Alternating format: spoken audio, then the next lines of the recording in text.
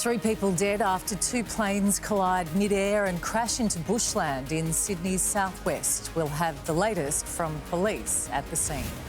Israel strikes back. The IDF launches its long-promised retaliation for Iran's attacks weeks ago. Is a decade of power over, or could Queensland Labor pull off a political miracle? We're in the Sunshine State for what's being called a once-in-a-generation election. Star power takes centre stage in the US election. Kamala Harris calls on music royalty, while Donald Trump appeals to listeners of the world's biggest podcast. They devoted their lives to family. Loved ones grieve for a Victorian couple killed when a truck ploughed into their home. And with just a day left until 3G switches off in Australia, why you may need to check your tech.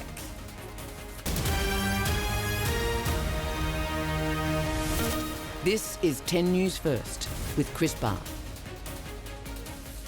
First to developing news, and police in Sydney's southwest have just spoken at the scene of a fatal mid-air collision. Officers have confirmed 3 people died when 2 light planes crashed and plummeted into bushland. Emergency services discovered the burning wreckage of one of the planes deep in the bush near Oakdale. A second plane was located a short distance away. The 2 aircraft collided around 11:50 this morning. Police and the Air Transport Safety Bureau have just addressed the media. We'll bring you what they had to say a little later in the bulletin. Fears of a wider war in the Middle East have been heightened again after Israel launched airstrikes against Iran. According to the IDF, the retaliatory attack targeted military sites with several explosions heard in the capital, Tehran. The US has called the strikes extensive and precise, but according to Iran, they caused limited damage. Iran's air defence system lights up the night sky. Explosions rattled the capital Tehran as Israel launched its aerial assault that target missile manufacturing sites. It had been feared Iran's nuclear or oil facilities could be struck, but it seems Israel heeded warnings from the United States for restraint.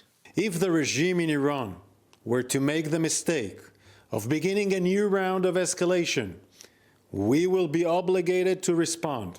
Israel's attack is retribution for this missile barrage launched by Iran earlier this month. With Iran playing down the damage caused by Israel's response, the US hopes this is the end of the direct military exchange between the two countries. In Gaza, there's been no reprieve. A deadly nighttime strike has left Palestinians traumatised. The rockets were raining down on us from all directions, this man says. We were under siege and unable to move. Gaza health officials say at least 38 people were killed, including 13 children from the same family during these attacks on residential areas in Khan Yunis. One of the darkest moments of the Gaza conflict is unfolding in the north of the Strip.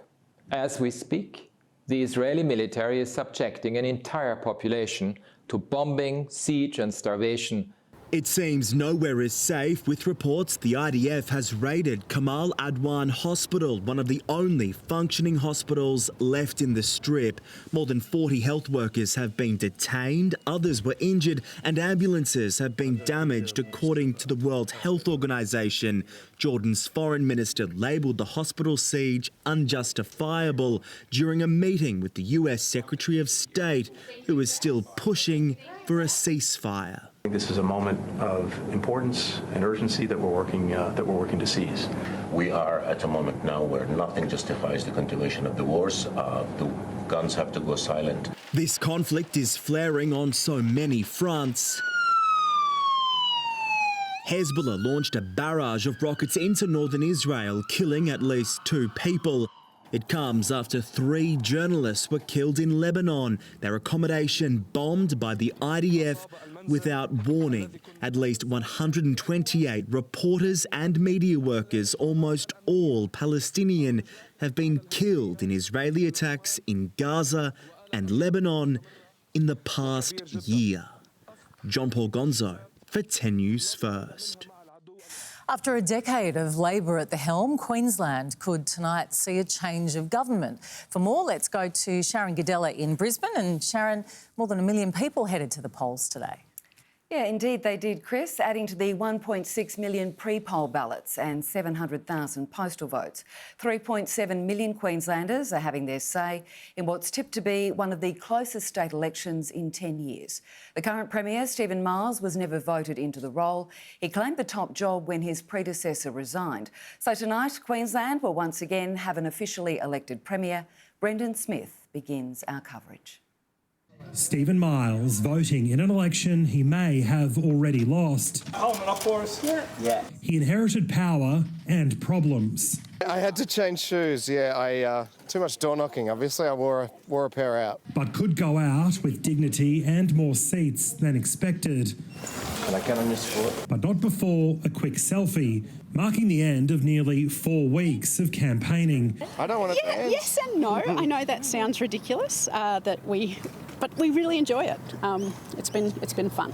On the Gold Coast, opposition leader David Crisafulli was up long before polling stations were open. With a pretty early gym session. First to the battleground seat of Gavin. She wants a cavoodle. Yes, no, and this is not helping the addiction. Where the LNP leader was confronted by a relative of Labor candidate and Housing Minister Megan Scanlon. Whereabouts? Everywhere. Not at our place. And you? She's worked pretty hard. How are you going to handle the health system? Dishing out this frank advice to the man tipped to become Queensland's 41st Premier. Well, we'll see. I'll see what you do and really hope that you don't stuff it up. Have a lovely day. See you guys. All the best. Thanks, mate. Thank you very much. Then off to the safe Labor seat of Springwood, currently held by Energy Minister Mick de Brenny. It's a fresh start. It is. It's Democracy Day. To cast his vote. Who'd you vote for? As the democracy sausages sizzled, Have an amazing day. Thank you.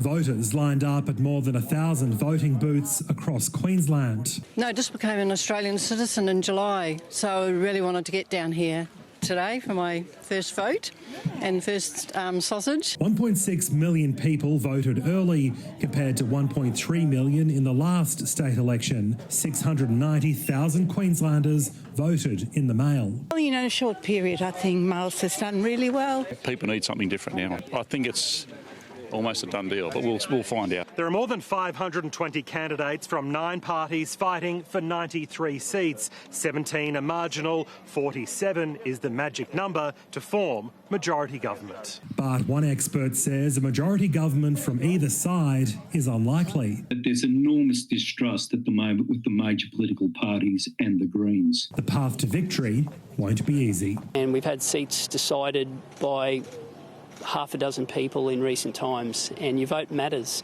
Time will tell, but I'll certainly know that I couldn't have done anything more. Well, let's go to Queensland State political reporter Brendan Smith now. And Brendan, which seats will be the ones to watch when counting begins?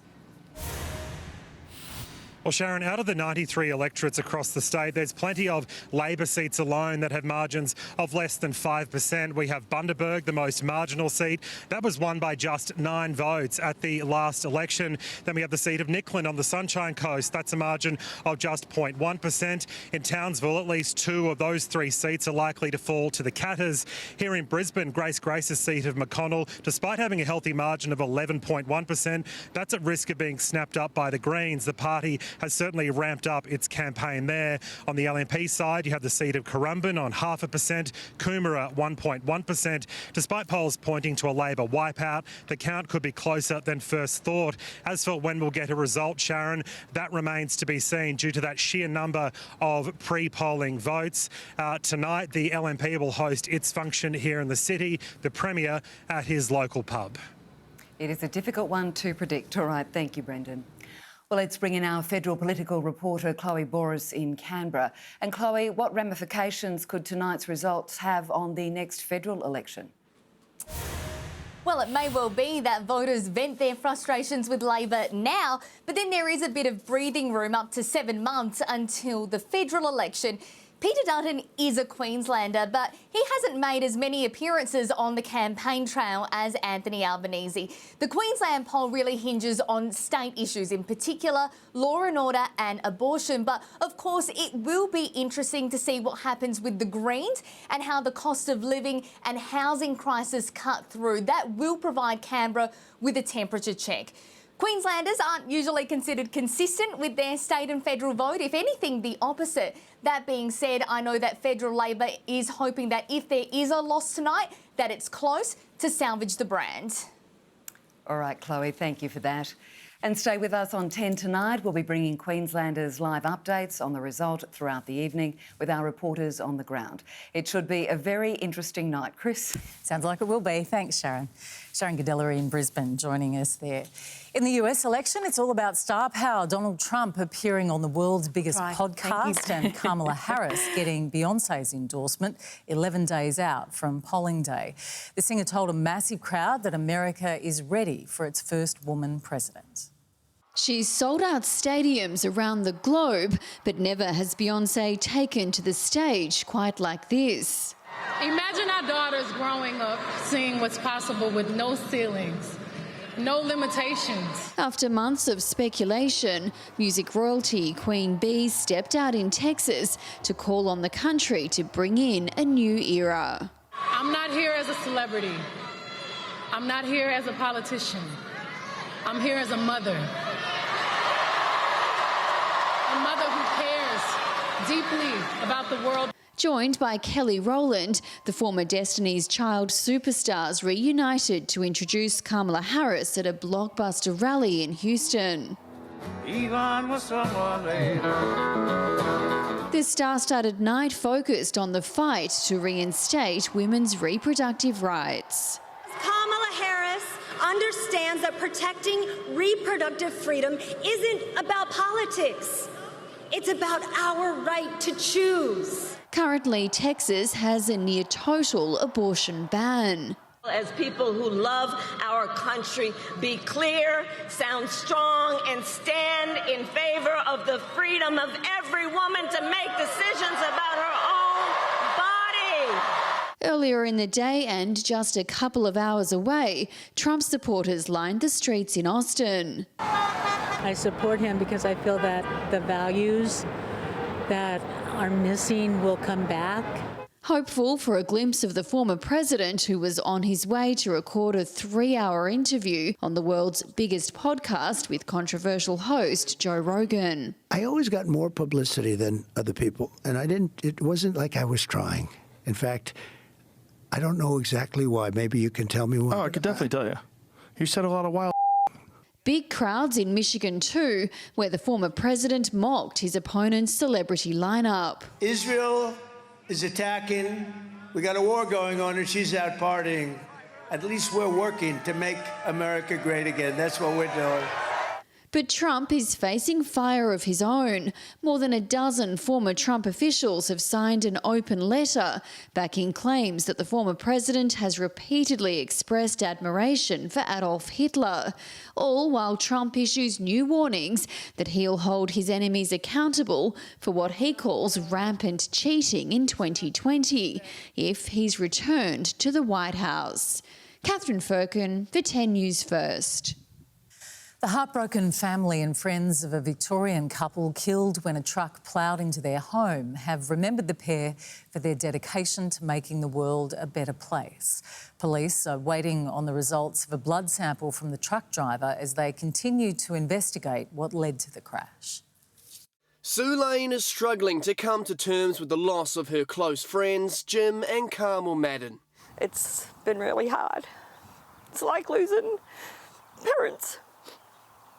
The couple was killed when a truck crashed into the bedroom of their Tower Hill home yesterday morning.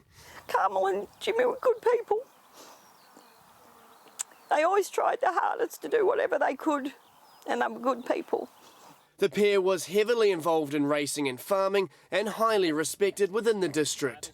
We loved them in the community and, you know, just driving down the road, we loved to see Jimmy and just have a chat with him and Carmel. You know, we just loved, yeah. In a statement, devastated loved ones said Jim and Carmel devoted their lives to their family, and as hard as it is, they would want everyone in the community to continue working on making the world a better place. That was an incredible message that they could say to people. No charges have yet been laid over the deadly crash. Police are still waiting on the results of a blood sample from the driver.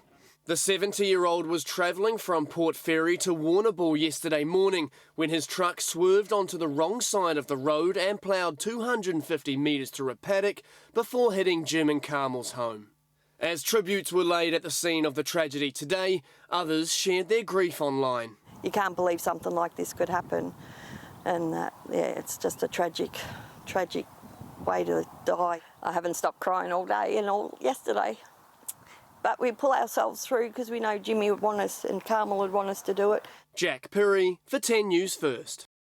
A delivery driver has been threatened by machete-wielding would-be robbers who tried to make off with his motorcycle in Sydney's southwest early this morning. The pair tried to kick the 19-year-old before fleeing the scene.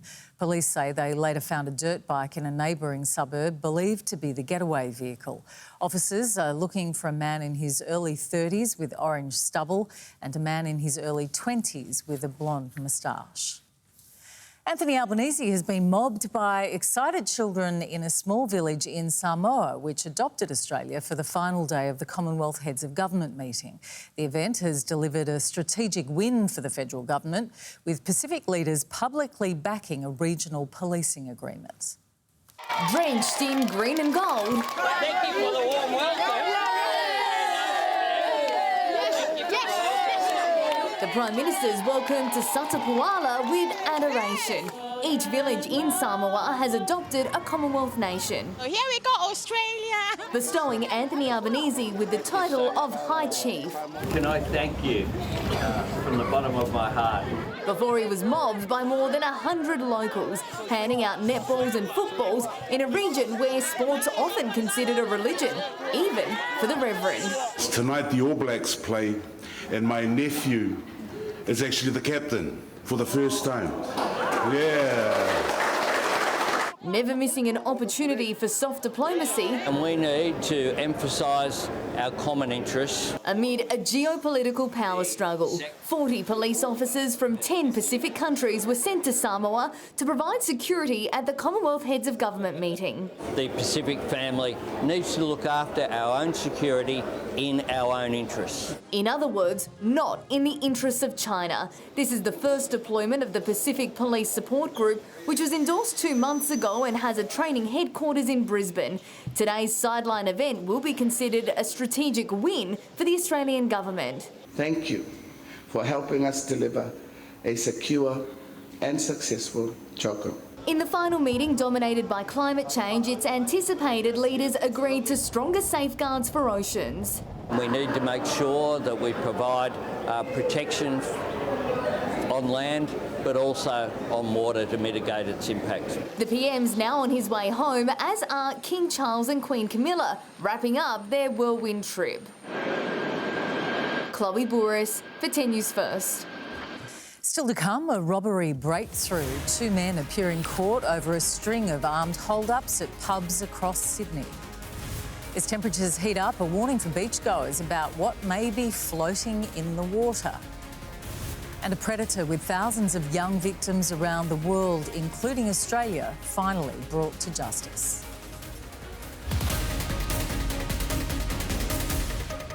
For every everyday pain.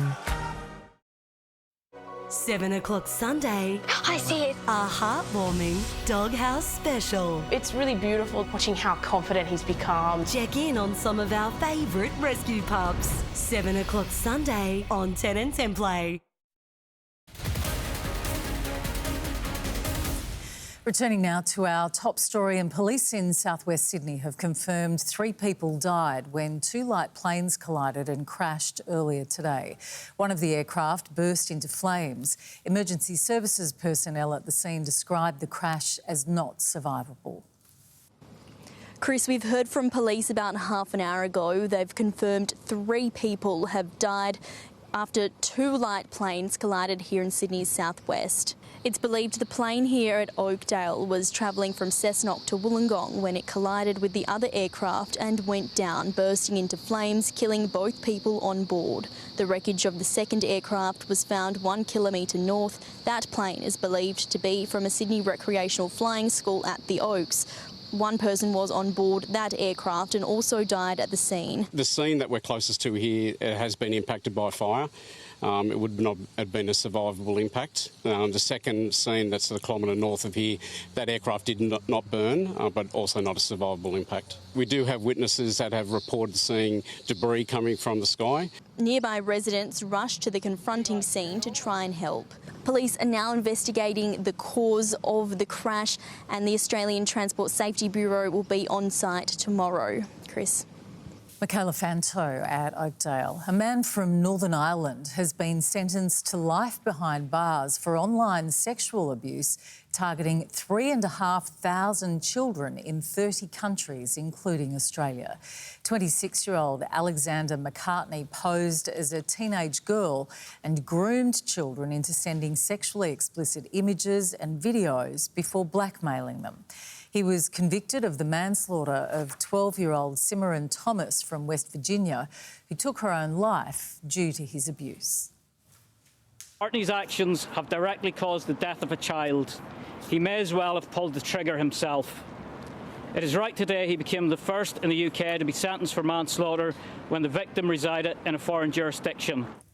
McCartney used Snapchat and Instagram to carry out his attacks on preteen girls in what police have labelled a pedophile enterprise.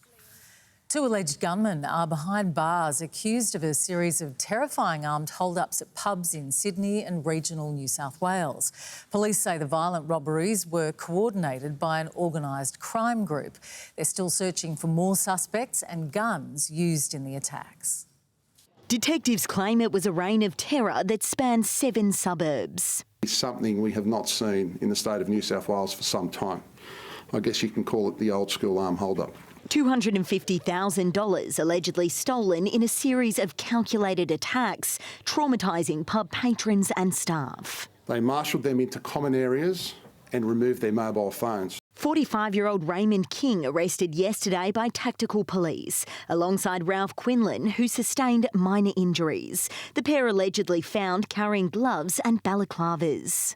We will allege that these two males were in the process of planning to commit a further armed robbery. It follows an extensive strike force probe into 2 months of armed hold-ups in Sydney and the New South Wales mid-north coast. In late August, the Livingston Hotel allegedly robbed in Petersham, a shot fired at the door. The biggest haul later the next month at the Canterbury Hotel, 2 men allegedly stealing $100,000 at gunpoint. The spree spreading up the coast, where police say patrons were forced to the ground and staff threatened at the Moonee Beach Hotel, $80,000 taken. Around a week ago, 2 men allegedly storming the Panania Hotel using a shotgun and pistol. Police also allege the group are behind a robbery at Banksmeadow and 2 failed attempts in Maroubra and Annandale.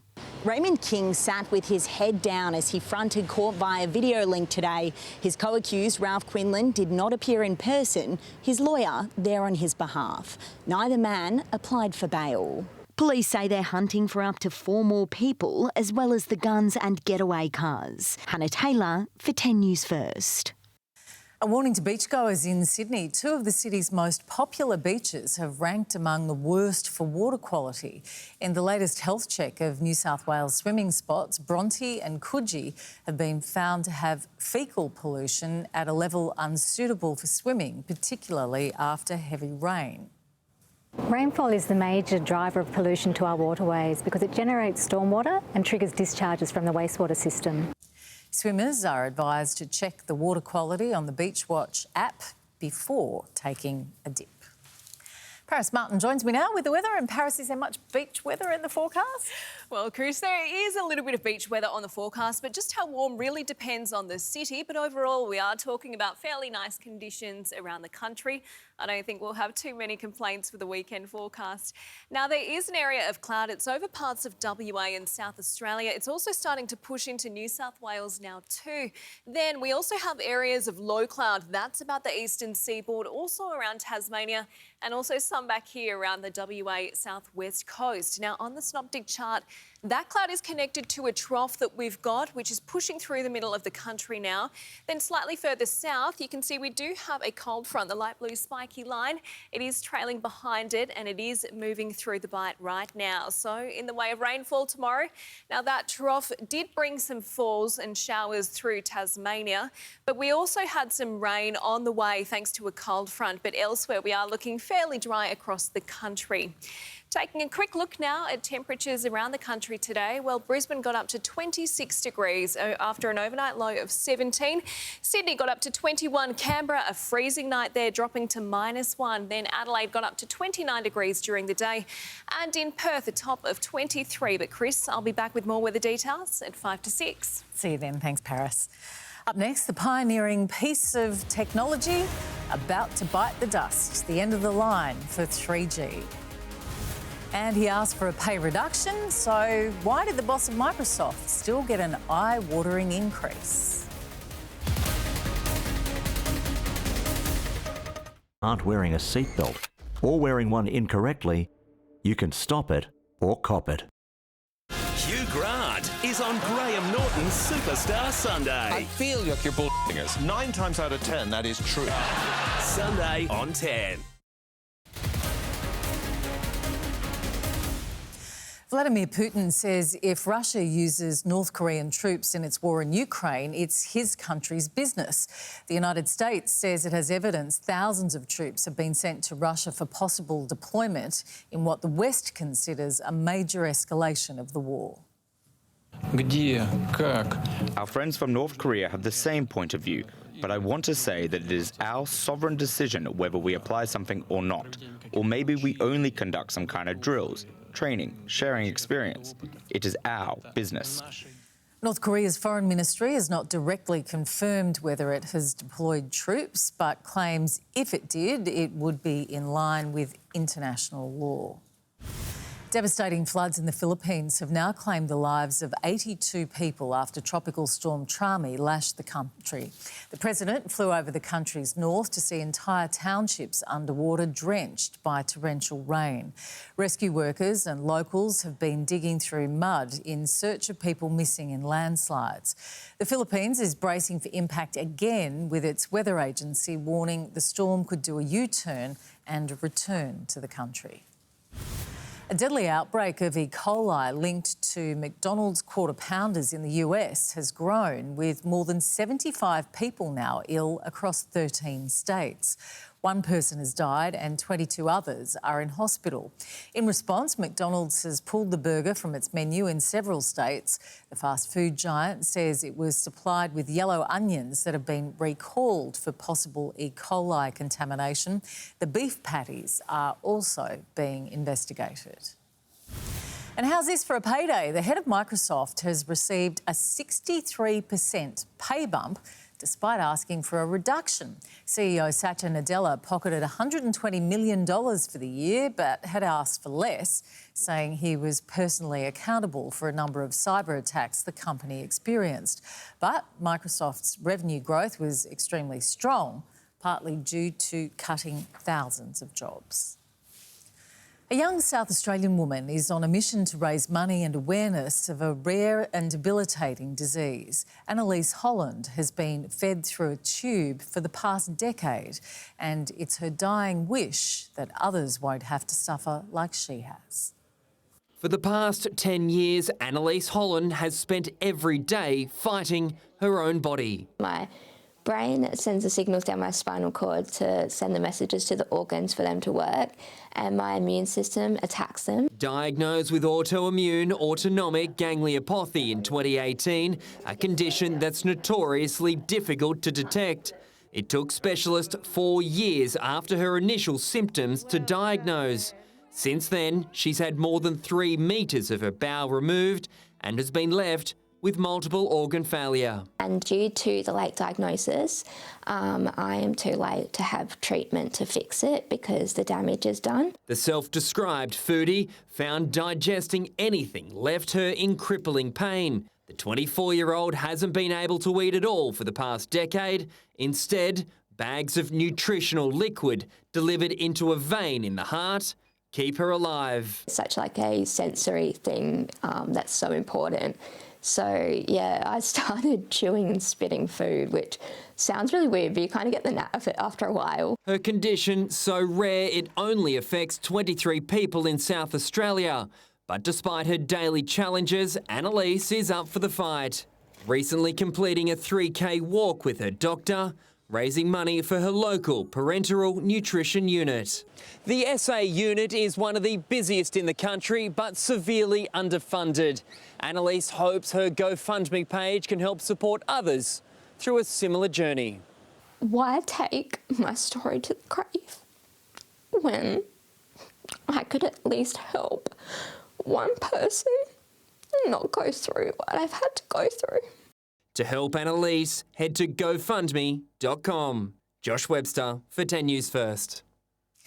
Still to come, practice makes perfect. We join the firefighters getting a step ahead of what's predicted to be a dangerous bushfire season. And a vape crackdown, millions of dollars worth of illicit products seized in Victoria.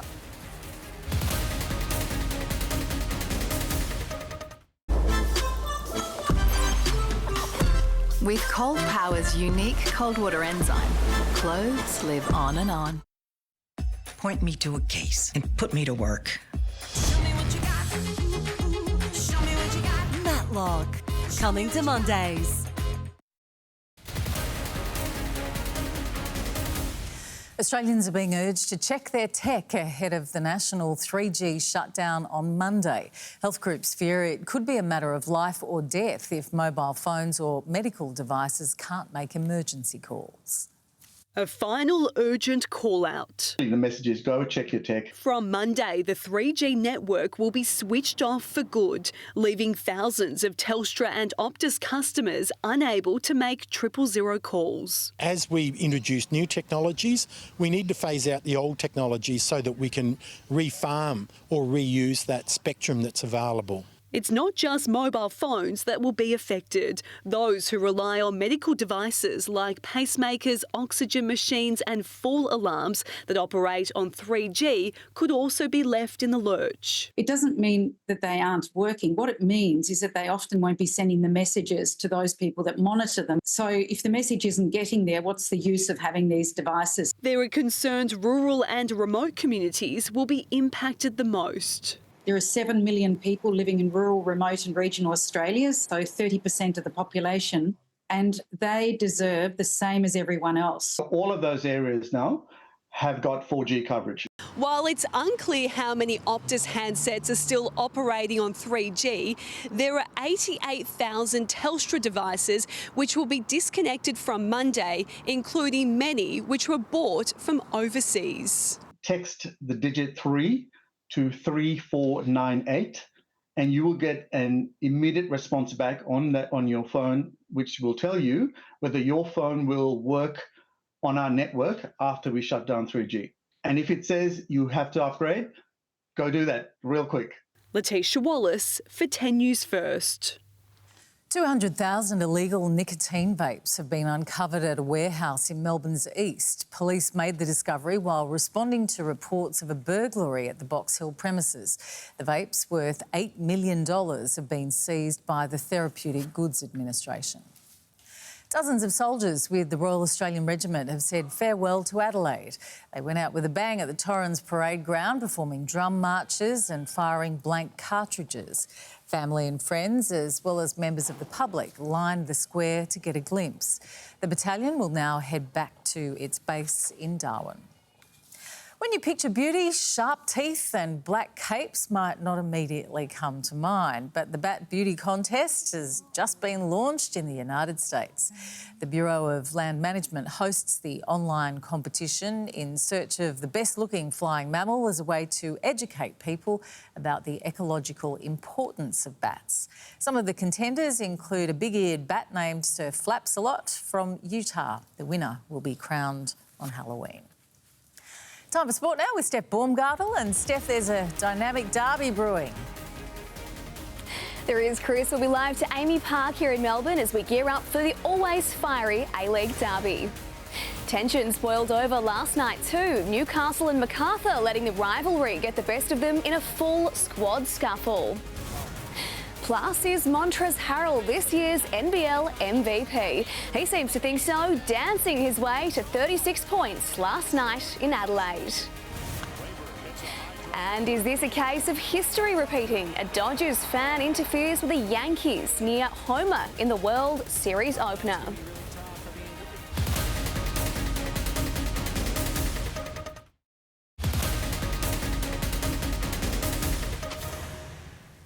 Good evening. The A-League's battle for Melbourne is almost upon us, with City and Victory squaring off in under 2 hours. 10 football commentary duo Michael Zapponi and Daniel McBreen join us from the ground ahead of the Melbourne Derby. Yeah, thanks, Steph. Patrick Kisnorbo in charge of Melbourne Victory tonight after such a long and storied career at Melbourne City. He'll be the enemy tonight, Danny McBreen. Well, he will. He's a thick-skinned guy, so I don't think he'll take it too personal. He knows it's all part of it. He's been in football a long time, and I actually think he'll revel in it. He'll want to be a part of it, and he'll be riding up his team and probably using that as motivation for himself. Speaking of motivation, we know Bruno Fornaroli has got plenty of that. He did start, perhaps surprisingly, last week, but Nikos Virgos is a striker that they've brought into the squad this year. Do we think he might swap things around after Bruno missing a penalty last week? Well, it's a tough one, that one. It's great for Melbourne Victory to have depth in each position, and this is a vital position for them. Victory last week, Bruno won the penalty and missed it. It wasn't too much else for him in the way of chances in games last week. It's a derby. Bruno played for City as well. I don't know. This could go either way. Toss of a coin. And at the other end, Melbourne City welcomes back Matt Leckie, the Socceroo, of course, a little bit underdone. Expect to see him off the bench tonight? Yeah, look, Matt Leckie, we all know he's a quality player. Having him back in the squad for City is a massive one for them. Whatever the minutes are that he's going to get, whether it's 10, 20, 30, that'll be crucial for them. And Marco Tilio as well. Big season for him. Got off to a fly with a goal last week, so looking for good things from him as well. A Melbourne derby always brings us fireworks. There'll be extra fireworks tonight on the Melbourne Victory bench and with the Melbourne City fans. Welcoming back, maybe not so much, Patrick Kisnorbo. You can catch all the action tonight on 10 Bold and Paramount Plus. Newcastle and Macarthur didn't see eye to eye at the end of their A-League clash. Almost every player got involved as the refs struggled to restore order. Marin Decolis scored the opening goal, his third of the season.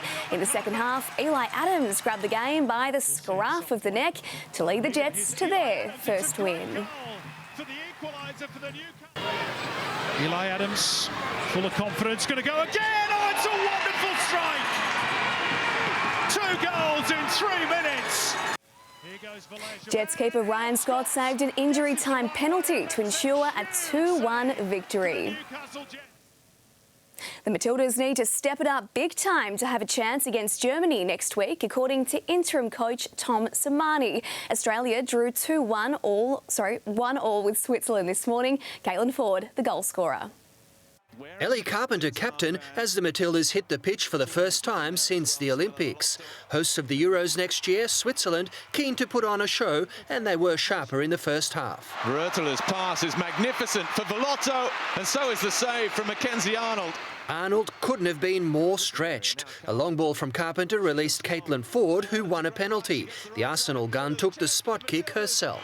Doesn't have the greatest penalty record, Caitlin Ford. She steps up against Herzog and coolly rolls it in. I know it's always an honour to score for my country, and to do it from the penalty spot, it's something I've been working on, so yeah, I'm super happy. Hesitant defending cost Australia in Switzerland's equaliser. Towards Benny, it's still there, Rötela, I think we had 3 or 4 opportunities to actually clear the ball, and there shouldn't have been that danger in the first place. Daniela Galic, a midfielder from FC20, came on for her debut. Switzerland within a whisker of winning a game with few clear-cut chances. The crossbar to the rescue.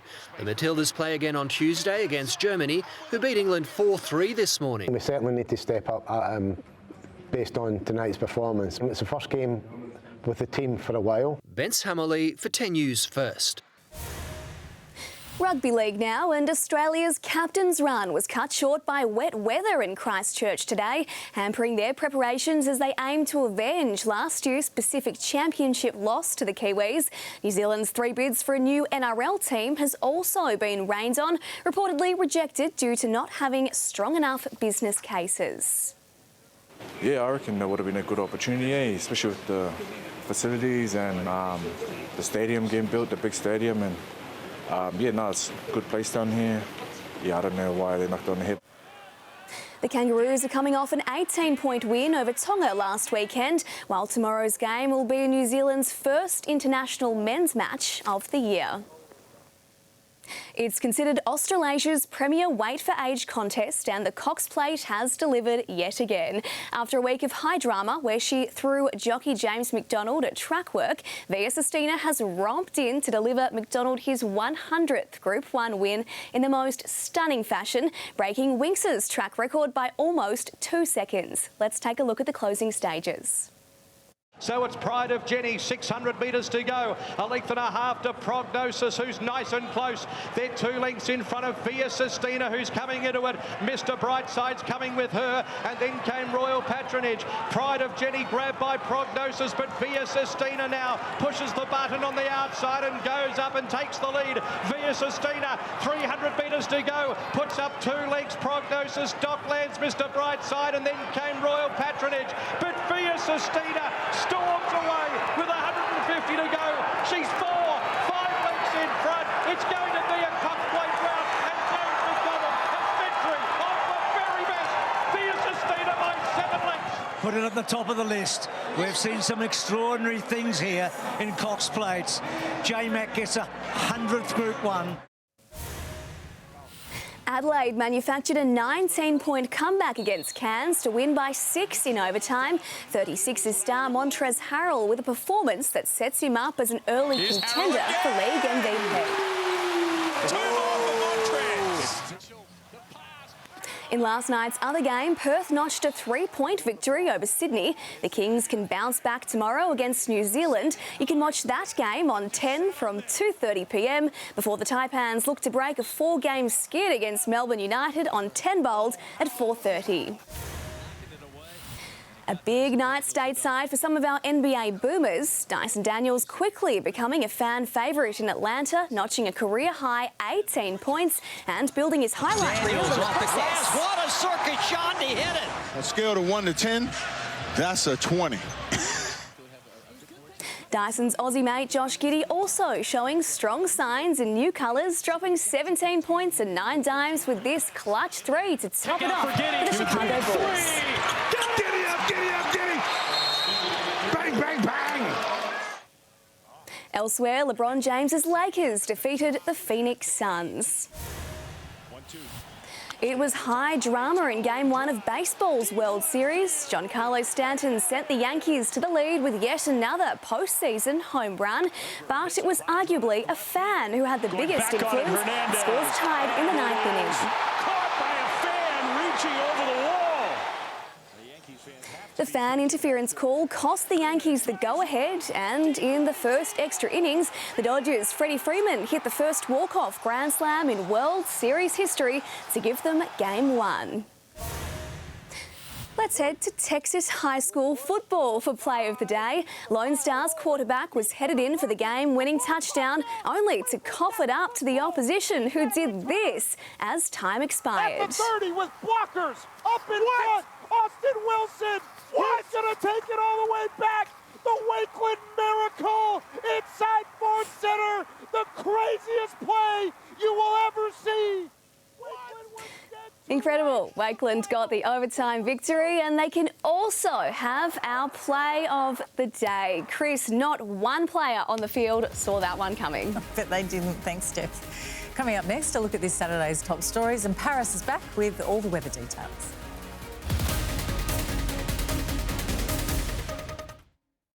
Judge the drive to the game. Comprehensive car insurance that's a bit more U-shaped. UE, you insured. Aussie dogs, make sure your human watches this. It looks delicious. It looks just like a candy bar. New Shark Tank, 7:30 Wednesday on 10. Hello again. I hope you've had a nice start to the weekend. We have seen fairly nice weather conditions across the country, so hopefully you were able to get outside and enjoy it. Now on the satellite, we do have an area of low and mid-level cloud with some embedded thunderstorms connected to a trough. Now that's mostly running through the centre of the country, down through WA and into the Bight. There's also plenty of low cloud about southern WA, also parts of Tasmania, and we do have some around the eastern seaboard as well. But elsewhere, as you can see, the rest of the country is looking mostly clear. On the synoptic chart, there is a trough I was talking about, so this one running down the middle of the country.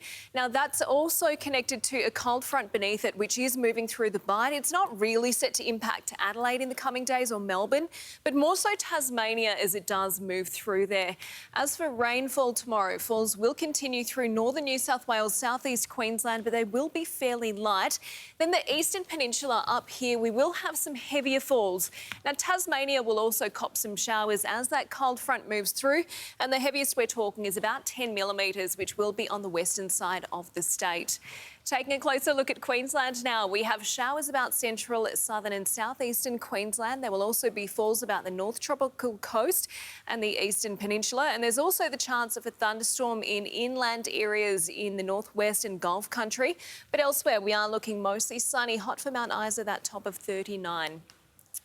And in Brisbane tomorrow, we're looking at a top of 26 degrees. It is partly cloudy with a shower or two and light winds. Now, the falls will be fairly light. We're talking about just a few millimetres in those gauges. Logan here going for 26 and the Gold Coast 25. In New South Wales tomorrow, we have the chance of showers along the coast and adjacent ranges, and it's more likely about the northern slopes and ranges. Also up there, we do have some rainy conditions around there. There could be a thunderstorm through those areas, but dry and partly cloudy around the rest of the state. In Sydney, we're looking at partly cloudy conditions with a top of 26 degrees. We do have light winds. And then in Western Sydney, these tops of 27 through Penrith, Bankstown and Campbelltown. In Victoria tomorrow, a mostly cloudy day, although there is a chance of a shower near or south of the ranges, most likely over central and eastern districts. In Melbourne, partly cloudy, slight chance of a shower, most likely in the early morning. The city is heading for that top of 24 degrees. In Tasmania tomorrow, showers easing in the afternoon or evening, and then we have northwesterly winds tending westerly during the day, and Hobart here is heading for a top of 21 degrees. In South Australia, we have isolated showers. They're contracting to the far north. Also possible thunderstorms in the northwest, and it could be windy through Ceduna and Port Pirie, up to 40 km/h winds. And for Adelaide, we have a sunny day with the top of 26 degrees. Glenelg is heading for a top of 24, and we do have light winds, but I'll be back with more weather at the end of the show. More now on this Saturday's top stories. 3 people have died when 2 light planes collided and crashed in bushland in Sydney's southwest. Israel has launched its long-promised retaliation on Iran over its missile attacks nearly a month ago. And Queensland's about to find out the results of what's being described as a once-in-a-generation election. Police remain at the scene of a fatal mid-air collision in Sydney's southwest. The planes crashed to the ground a kilometre apart after impact. Police say the wreckage at both scenes was not survivable. Michaela Fanto is there and filed this report. 3 people have died after 2 light planes collided here in Sydney's southwest. It's believed the plane here at Oakdale was travelling from Cessnock to Wollongong when it collided with the other aircraft and went down, bursting into flames, killing both people on board. The wreckage of the second aircraft was found 1 kilometre north. That plane is believed to be from a Sydney recreational flying school at the Oaks. One person was on board that aircraft and also died at the scene. The scene that we're closest to here has been impacted by fire. It would not have been a survivable impact. The second scene that's a kilometre north of here, that aircraft did not burn, but also not a survivable impact. We do have witnesses that have reported seeing debris coming from the sky. Nearby residents rushed to the confronting scene to try and help. I take my hat off to those people that have actually run into harm's way to assist those people. Unfortunately, upon reaching that scene, they would have very quickly established there's probably not much that could have been done to save the people on board, and that's a sad and tragic outcome. Police are now investigating the cause of the crash, and the Australian Transport Safety Bureau will be on site tomorrow. Michaela Fanto there. Fears of a wider war in the Middle East have heightened again after Israel launched its long-promised retaliation against Iran, with several explosions heard in Tehran. The IDF says its airstrikes targeted military sites, but Iran insists they caused limited damage. Iran's air defence system lights up the night sky. Explosions rattled the capital Tehran as Israel launched its aerial assault that target missile manufacturing sites. But it seems Israel heeded warnings from the United States for restraint. If the regime in Iran were to make the mistake of beginning a new round of escalation, we will be obligated to respond. Israel's attack is retribution for this missile barrage launched by Iran earlier this month.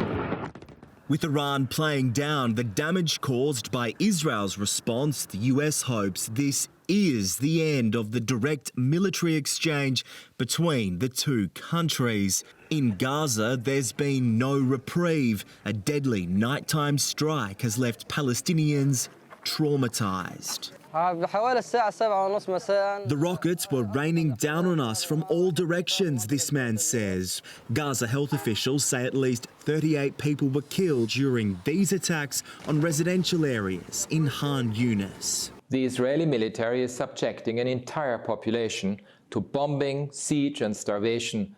It seems nowhere is safe, with reports the IDF has raided Kamal Adwan Hospital, one of the only functioning hospitals left in the Strip. Jordan's foreign minister labelled the hospital siege unjustifiable during a meeting with the US Secretary of State, who is still pushing for a ceasefire. The guns have to go silent. This conflict is flaring on so many fronts. Hezbollah launched a barrage of rockets into northern Israel, killing at least 2 people. It comes after 3 journalists were killed in Lebanon, their accommodation bombed by the IDF without warning. John Paul Gonzo for 10 News First. The final votes are being cast in Queensland's state election. Let's go to Brendan Smith in Brisbane. And Brendan, the race tightened up in the past few weeks. Will we see a change in government? Barthy, David Crisafulli is on track to win to become Queensland's 41st Premier. The latest news poll has the LNP sitting on 52.5%, two-party preferred. That does signal a 2.5% drop in the party's popularity in the last month. Now, out of all the 93 electorates across Queensland, there's multiple on wafer-thin margins. Bundaberg alone, that's the most marginal. Labor won that by only 9 votes in 2020. There's the seat of Nicklin on the Sunshine Coast. That's a margin of 0.1%. In Townsville, at least 2 of those 3 seats are likely to fall to the Catters. The Greens will likely pick up a handful of seats as well. On the LNP side, you had the seat of Currumbin on 0.5%, Coomera 1.1%, that's on the Gold Coast. And despite those polls pointing to a Labor wipeout, the result will be closer than first thought. And we've had seats decided by half a dozen people in recent times, and your vote matters. Time will tell, I suppose. I'll certainly know that I couldn't have done anything more. Now, Barthy, election parties will be getting underway very soon. The LNP will be hosting its party here in the city, while the Premier will be hosting one at his local pub. Thanks, Brendan. I know you'll be keeping an eye on things all night. Brendan Smith joining us there from Brisbane. Beyoncé has officially endorsed Democrat candidate Kamala Harris after months of speculation. The superstar stepped out alongside former Destiny's Child bandmate Kelly Rowland in Texas at a rally focusing on women's reproductive rights. I'm not here as a celebrity. I'm not here as a politician. I'm here as a mother. In the Republican camp, Donald Trump recorded a 3-hour interview with controversial podcast host Joe Rogan, then appeared at a rally taking aim at Harris's all-star lineup. Israel is attacking. We got a war going on and she's out partying. At least we're working to make America great again. That's what we're doing. Voters head to the ballot box in 11 days. Heartbroken family and friends of a Victorian couple killed in their home by a truck have been remembered for their dedication to making the world a better place. Jim and Carmel Madden, aged 81 and 80, were in their front bedroom when the truck ploughed through a paddock and smashed into their Tower Hill home yesterday morning. Carmel and Jimmy were good people. They always tried their hardest to do whatever they could, and they were good people. Police are waiting on the results of a blood sample from the truck driver as they continue to investigate what led to the crash. Victoria Police is investigating a neo-Nazi demonstration in Melbourne's southeast and says behaviour inciting hatred or violence will not be tolerated. About 40 masked men gathered outside the Chinese consulate in Toorak just after midday, demanding China extradite a man wanted for throwing coffee on a young Brisbane boy in August. The group set fire to flags and marched with a banner before eventually leaving. No arrests were made, but police are reviewing video of the protest. Anthony Albanese has today been given the honorary title of High Chief by a small Samoan village that adopted Australia for Chogam. The PM's now on his way back from the Commonwealth Heads of Government meeting after securing a strategic win on Pacific policing. Drenched in green and gold. Thank you for the warm welcome. The Prime Minister's welcome to Satapuala with adoration. Each village in Samoa has adopted a Commonwealth nation. Here we go, Australia! Bestowing Anthony Albanese with the title of High Chief. Can I thank you from the bottom of my heart? Before he was mobbed by more than 100 locals, handing out netballs and footballs in a region where sport's often considered a religion, even for the Reverend. Tonight the All Blacks play, and my nephew is actually the captain for the first time. Yeah. Never missing an opportunity for soft diplomacy. And we need to emphasise our common interests. Amid a geopolitical power struggle, 40 police officers from 10 Pacific countries were sent to Samoa to provide security at the Commonwealth Heads of Government meeting. The Pacific family needs to look after our own security in our own interests. In other words, not in the interests of China. This is the first deployment of the Pacific Police Support Group, which was endorsed 2 months ago and has a training headquarters in Brisbane. Today's sideline event will be considered a strategic win for the Australian government. Thank you for helping us deliver a secure and successful Chogam. In the final meeting dominated by climate change, it's anticipated leaders agreed to stronger safeguards for oceans. We need to make sure that we provide protection on land, but also on water to mitigate its impact. The PM's now on his way home, as are King Charles and Queen Camilla, wrapping up their whirlwind trip. Chloe Bouris for 10 News First. Volunteer firefighters have joined forces for an intensive bushfire training exercise as Australia braces for a hot summer. The Bureau of Meteorology is predicting dangerous fire conditions, and the people who'll tackle them head-on are getting prepared.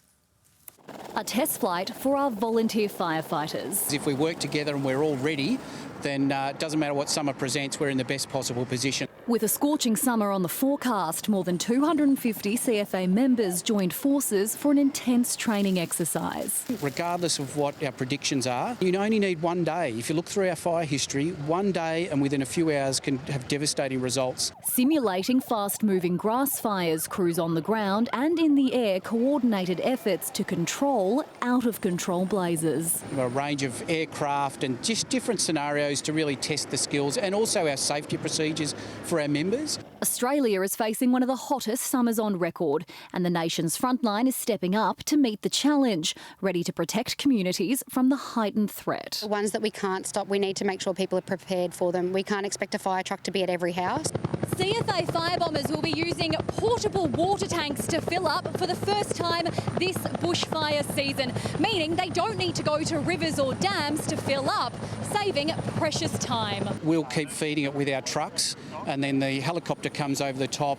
It uses that water source to be able to take into its tank, and then it's deploying it with another reconnaissance aircraft and with our drones to be able to target where the fire is. And they have far-reaching impact. We respond nationally, right around the country now as volunteer fire service, but fire services in generally, to support one another. Sophie Jacobson for 10 News First. Coming up next, Steph has more of the day's sport, including a traffic jam on the track at the Supercars with a few cars finding the wall. And Alex de Minaur into the semi-finals in Vienna.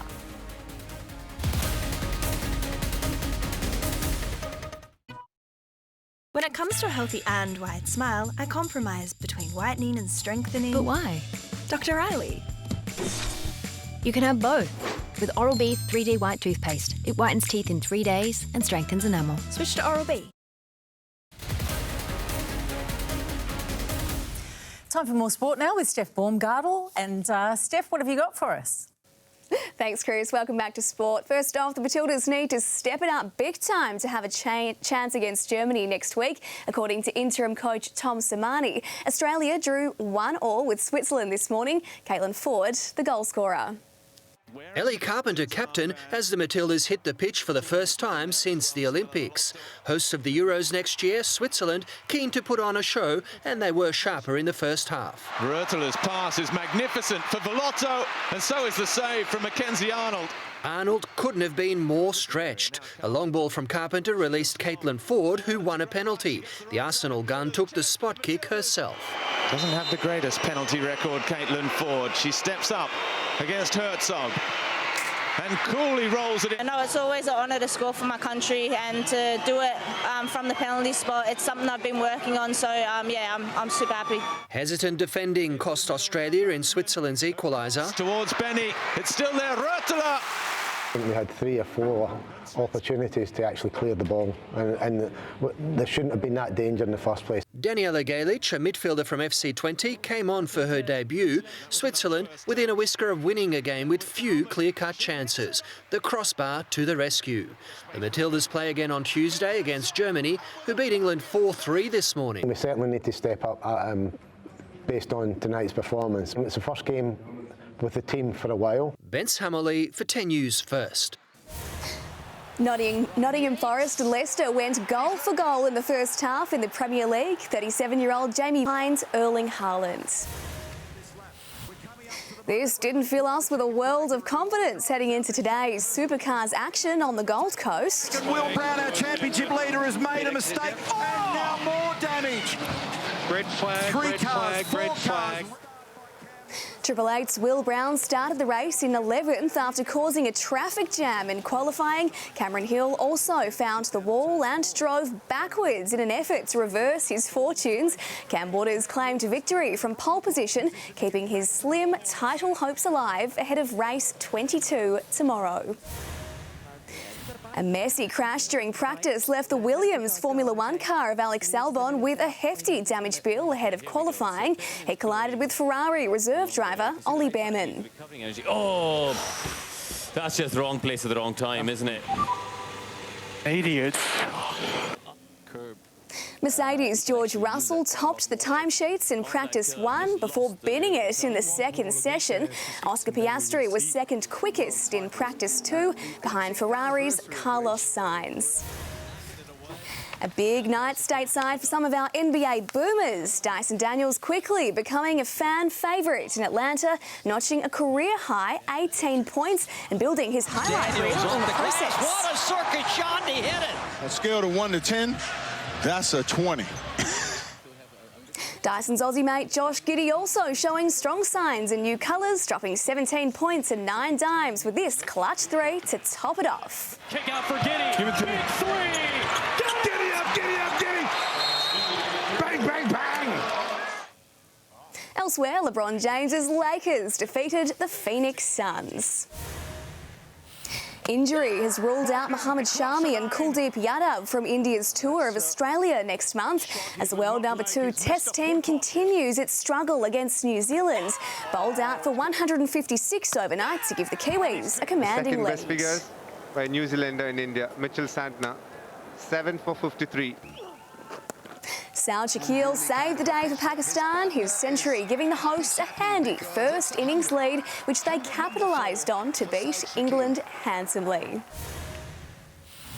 Aussie Alex de Minaur had to fight from one set down to get the job done against Czech Jakub Menšík at the Vienna Open.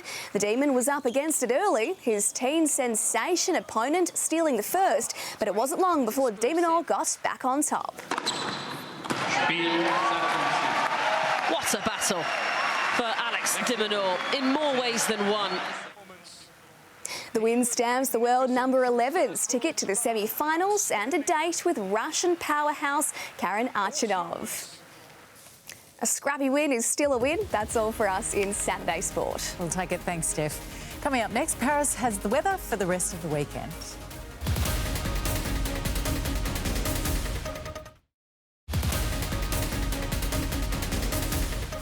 Hello again. It is time for one final check on the weather. So on the satellite, we do have an area of low and mid-level cloud with some embedded thunderstorms connected to a trough. It's currently running down parts of WA into the Bight, but elsewhere, as you can see, the rest of the country is looking mostly cloud-free. Now, on the synoptic chart, here is that trough I'm talking about. It's running through the middle of the country. There's also a cold front beneath it. Now, that one is moving through the Bight. So in the way of rainfall tomorrow, that cold front will bring some showers to Tasmania. We're talking about up to 10 millimetres on the western side. Then we've got the falls that will continue through northern New South Wales and southeast Queensland. There we are talking about fairly light ones though. And the eastern peninsula will get some heavier falls. Taking a closer look at Queensland now, we have showers about central, southern and southeastern Queensland. There will also be falls about the north tropical coast and the eastern peninsula. And there is the chance of a thunderstorm in inland areas, but otherwise it's looking mostly sunny. In Brisbane, a top of 26 degrees. We've got partly cloudy skies with a shower or two and light winds, and the falls will be fairly light, just a few millimetres in the gauges. In New South Wales tomorrow, there's a chance of showers along the coast and adjacent ranges. There could also be a thunderstorm about the northern slopes and ranges, but it is looking dry and partly cloudy around the rest of the state. And in Sydney, partly cloudy with a top of 26 degrees, light winds, and in Western Sydney, it's getting up to 27.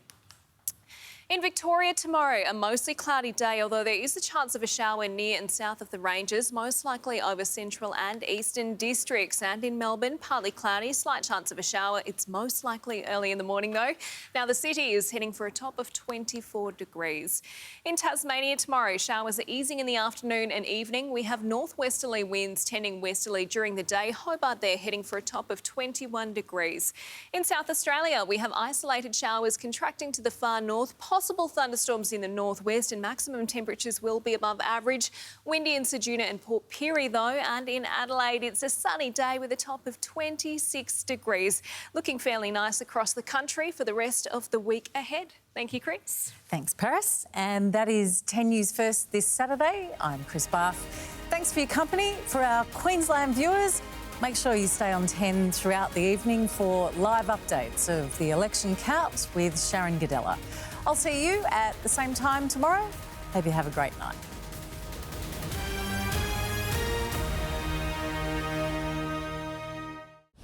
Previously on Dessert Masters.